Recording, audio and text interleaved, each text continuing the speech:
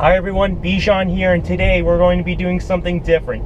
Usually where I would be talking about a car, I'm going to be doing something that's in the realm of cars, and that is tips on buying your first car. You're probably wondering about the milkshake. I want to get some lunch before doing this video so I can get some energy. Now, before we get into depth about what you'd want to consider about when it comes to getting your first car, let's go over this big question that I'm going to just tell you right here and right now before I go into depth. And that is, do you really need a car?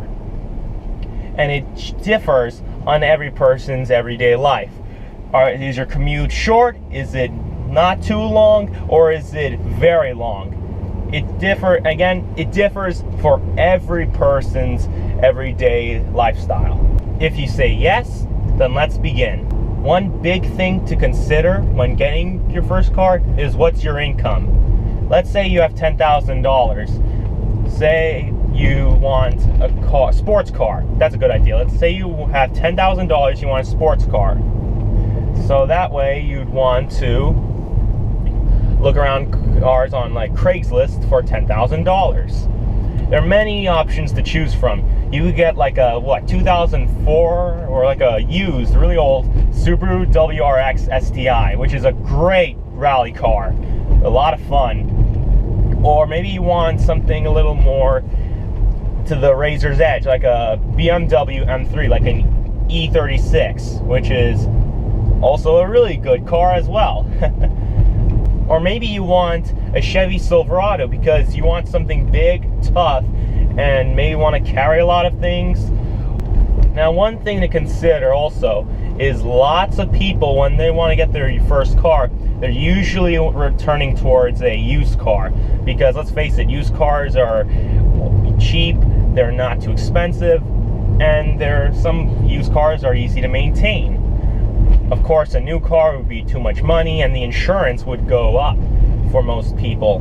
But before I go any further, let's stop and hold on for a second. Before we get carried away with everything, let's consider another aspect of when it comes to buying your first car. That is the area where you live. You may live in, I don't know, say Indiana, and it snows there.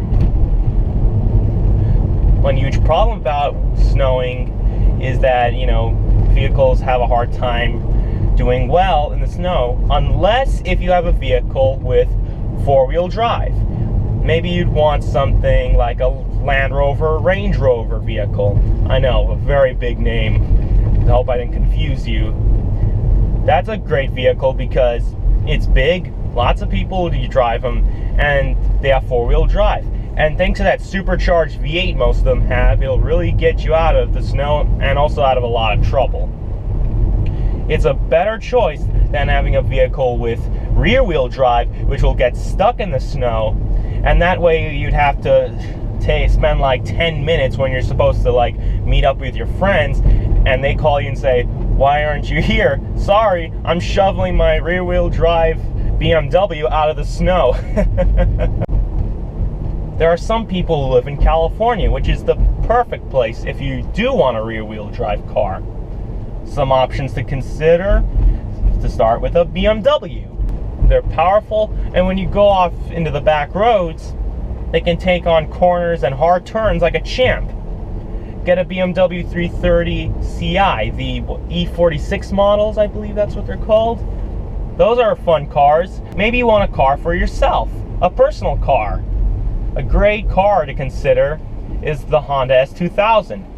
The whole cockpit turns towards the driver, only saying that the driver is more important than the passenger.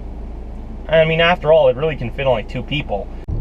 It's a great car to consider if you want a car with a manual and it's only a personal car. Alright guys, I'm going to end it here. Again, it is personal preference of what car the person wants, and also where they live. Is it snowing? Is it sunny? And also, it's also your income, like what you can afford.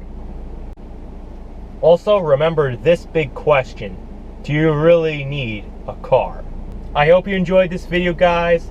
If you did enjoy it, please give it a like, subscribe. Also check out my channel for more content, and I will see you guys next time.